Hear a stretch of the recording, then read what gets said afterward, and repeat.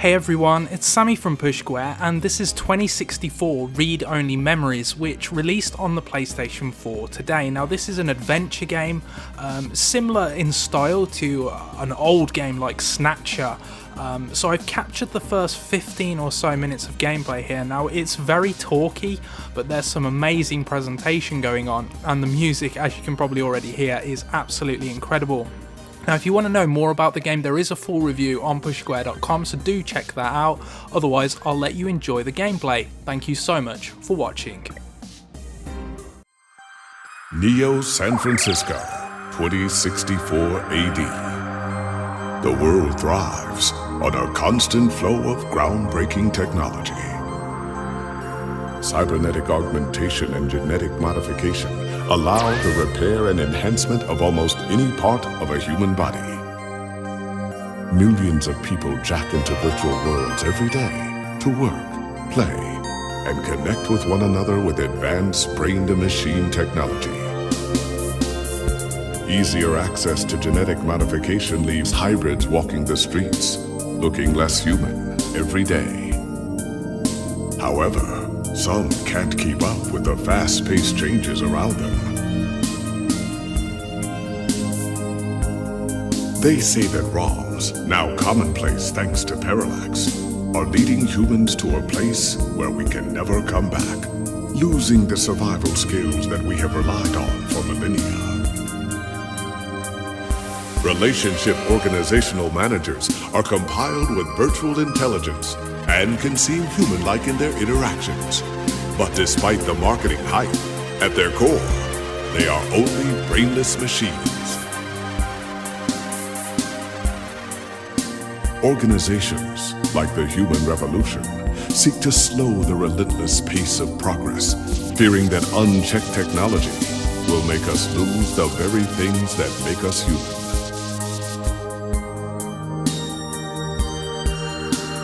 High above the rising tension below, a parallax engineer has blurred the line even further.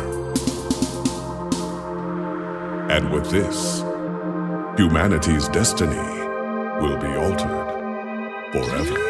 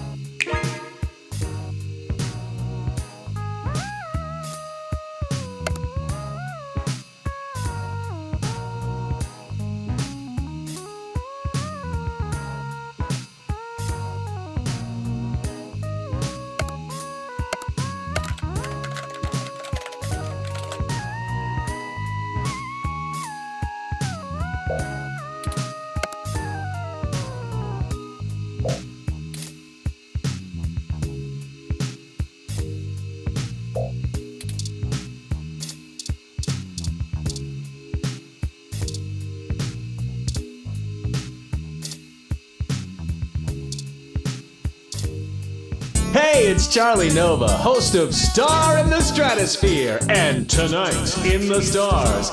Join Ryan V. Jossio and the Hassy Boys for our 10th annual TMI New Year's Eve special, where I'll interview some of the hottest celebrities and find out what their plans are for 2065. Tune in or join us live at Union Square for the big show, starting at 10 p.m.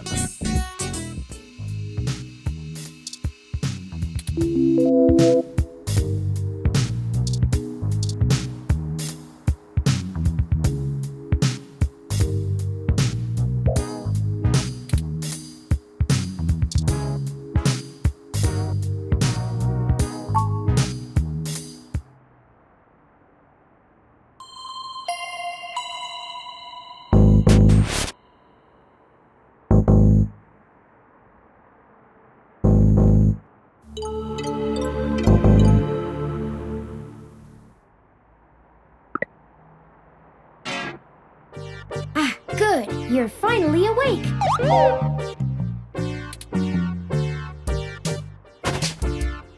I'm honestly not sure why most humans still have such lengthy sleep cycles. It seems rather inconvenient.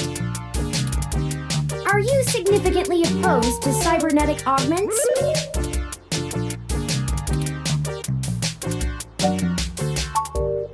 I came in through the door, of course. The cryptographic algorithms it uses are actually quite atrocious. It only took me 17 trillion clock cycles to break your entry code. It looks rather imposing, but it's actually a knockoff of the Sekugate M/14723-B.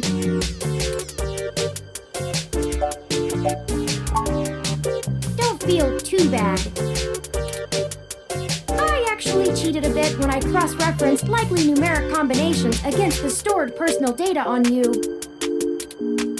I'm not certain why you picked the birthday of your first dog, but it would be sufficiently obscure to defeat most casual attempts to enter. Frankly, I felt a little silly that I took the time to do all that once I noticed that the lock on your window is broken, and that you left it open.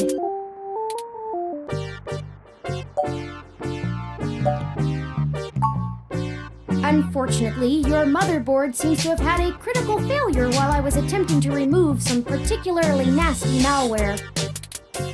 An electrical surge caused significant damage to several other components as well. I would consider it no great loss, though. Why were you using that dinosaur to begin with?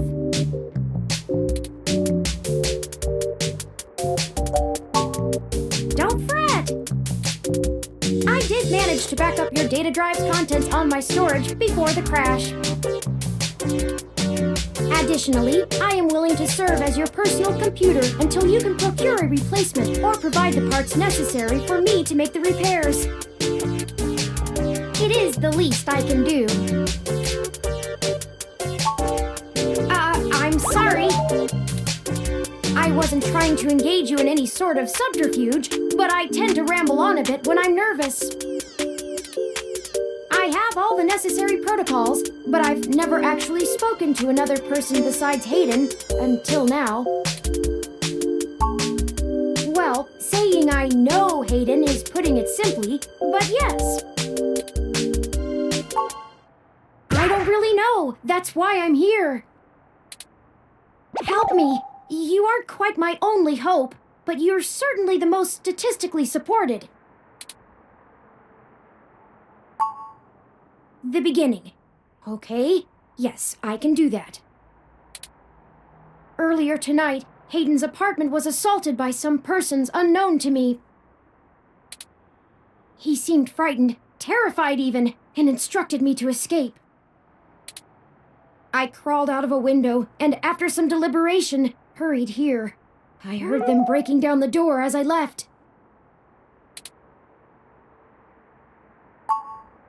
I ran an algorithm against every contact in Hayden's address book.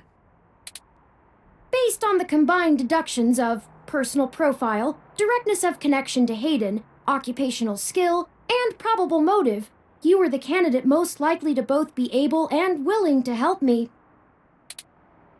and the one least likely to be suspected of doing so. The numbers don't lie about your investigative skills, but I will admit your total lack of recent successes is worrisome. Don't worry, if Hayden trusted you, I trust you. You're strong-willed and capable. If anything, it's worth trying for Hayden. I don't know. I'm not certain who would benefit the most from taking Hayden prisoner. Admittedly, Hayden has become increasingly paranoid as of late, and has warned me to stay alert, but he would never specify anyone I should fear when I asked. It's not as though he has any obvious enemies. There are several multinational corporations that could make use of his engineering skills, but I can't imagine any of them would go as far as snatching him. He is one of the top researchers at Parallax, but there's no way that alone would be enough to get him kidnapped. I suspect it has to do with me. Excuse me. I forgot to introduce myself. I've never had the pleasure of doing so before. I am Turing. I know this must sound quite unflattering, but I suppose you could describe me as one of Hayden's experiments. He's currently researching advanced machine intelligence at Parallax. I am a personal side project of his. Exploring true artificial sapience. It's possible that the idea of a sapient machine could scare or tempt an organization into kidnapping him, either to stop his research or to take it and use it for themselves.